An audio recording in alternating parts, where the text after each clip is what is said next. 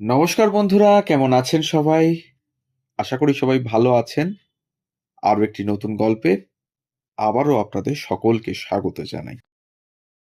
আশা করি দোল উৎসব সকলের খুব ভালো কেটেছে। আজ হোলি উৎসব। রঙের উৎসবে বারাণসীর বিখ্যাত খেলা মাসান হোলি বা মাসানে কি হোলি, বাবা মাসাননাথ মন্দিরের প্রাঙ্গণে এই খেলায় মেতে ওঠেন অঘরীরা।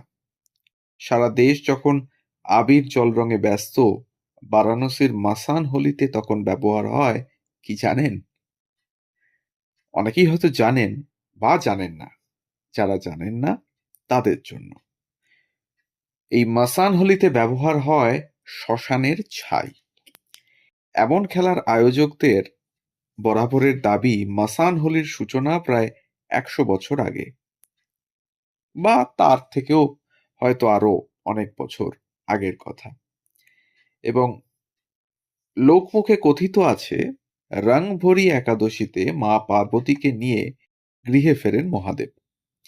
এই উপলক্ষে উদযাপনে হোলি খেলায় মাতে ভক্তকুল এবং মৃতদেহের ছাই হয়ে ওঠে খেলার মূল উপজীব্য। সে খেলায় অংশ নেয় ভূত, প্রেত, পিশাচ, কিন্নর, যক্ষ, গন্ধর্ব ও মানুষ। মুখে চোখে ছাইয়ের প্রলেপ মেখে নাচের তালে মেতে ওঠেন সাধু সন্ত থেকে শুরু করে সাধারণ মানুষ এবং পর্যটকেরা। আর কি কি বিশেষত্ব আছে বারাণসীর এই হোলি খেলায়? বেনারসের মাসান হোলি আসলে কি? শিব ভক্তরা চিতার ছাই মেখে শুরু করেন হোলি খেলা। এখানকার হোলি ভগবান শিবের সঙ্গে জড়িত, মানে শ্রী বিষ্ণুর সঙ্গে জড়িত নয়।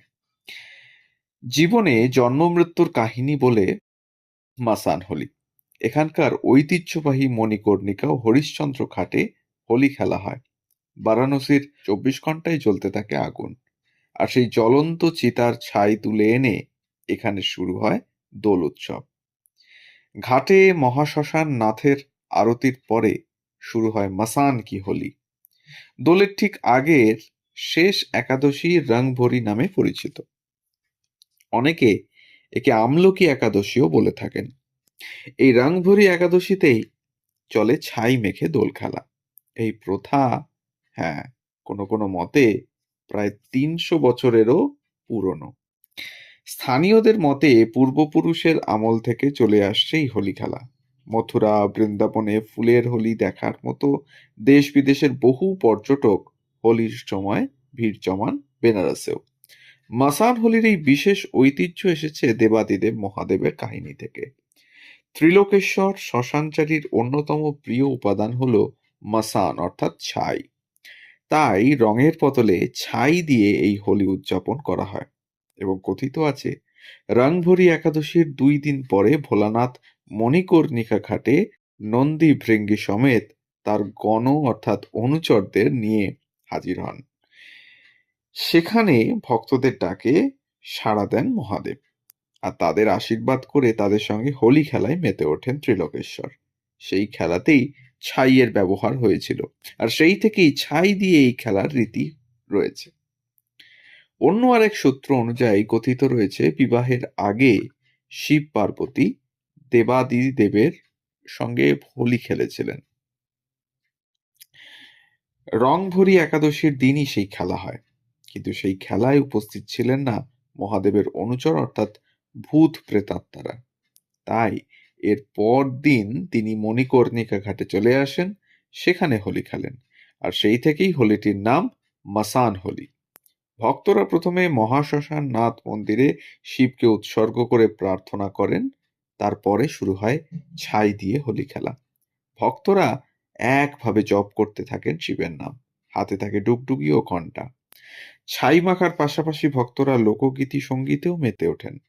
একটা সময় কেবলমাত্র অঘরী এবং সাধু সন্ন্যাসীরাই অংশ নিতেন এই উৎসবে। তবে ধীরে ধীরে এই উৎসব সার্বজনীন হয়ে উঠেছে বেনারসে। আজ সেখানে অংশ নেন সাধারণ মানুষও। সাধু সন্তদের জন্য আয়োজন করা হয় পানীয়ের। এই ভয়াল হোলি খেলা দেখতে হাজির হন দেশ বিদেশের বহু পর্যটক। বেনারসের বিভিন্ন ঘাট করে এই যাত্রা শেষ হয় হরিশ্চন্দ্র ঘাটে। এমন বিচিত্র হোলি উৎসব আর অন্য কোথাও দেখা যায় না সম্ভবত। এই হোলি উৎসব বা এই অঘরীদের এই মাসান হোলি এখন আমাদের কলকাতার বিভিন্ন দুর্গাপুজোতেও আমরা দেখেছি। যেরকম এই বছরে ত্রিধারা সম্মেলনীতে এই অঘরীদের নাচ আমরা সবাই উপভোগ করেছি।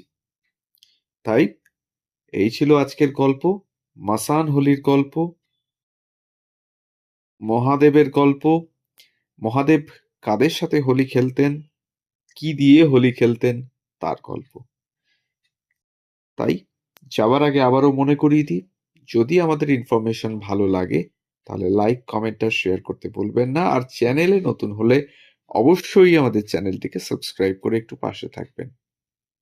আর বেল আইকনটিকে প্রেস করতে ভুলবেন না, যাতে পরবর্তী গল্প খুব তাড়াতাড়ি আপনাদের কাছে পৌঁছে যায় তার জন্য।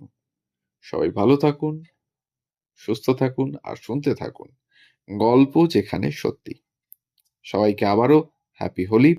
ধন্যবাদ। ভালো থাকুন।